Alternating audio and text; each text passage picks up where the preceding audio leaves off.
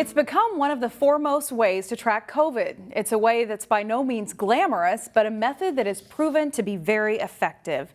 The latest data shows that the community spread of the virus that causes COVID-19 is low across the northwest suburbs. That's according to the latest testing data published on Hennepin County's dashboard. But there's another way to track COVID cases that's proving to be much more reliable. As Taylor Rivera reports, it starts with what flows from the sanitary sewer system and ends up at a treatment plant in St. Paul. Wastewater here at the Metropolitan Council plant is being tested daily for COVID-19 levels, which significantly contributes to data for the state.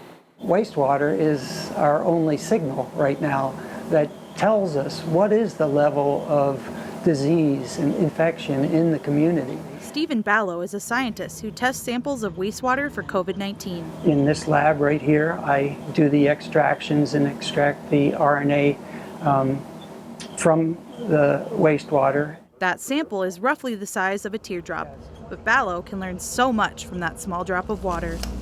The water has been tested for COVID-19 every week since mid-2020 and is sent out with the results every Tuesday.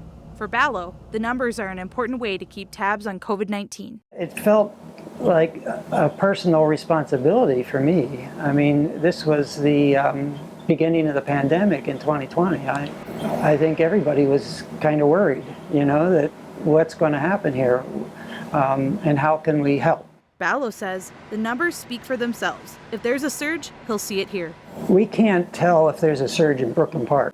We can only see the big picture. Ballo says COVID variants have kept numbers high all summer, but that's changed since June. Since June 21st, we've been dropping, basically, and it's dropped around 40%, the total amount coming into the Metro plant. There's potential in using this process to test for other pathogens in the future. You can use wastewater to track influenza and RSV and other viruses that are here and are rising right now, but we just aren't doing that at this point. The technology is already here, but Ballo and the Met Council are waiting for direction from the Department of Health before expanding testing options.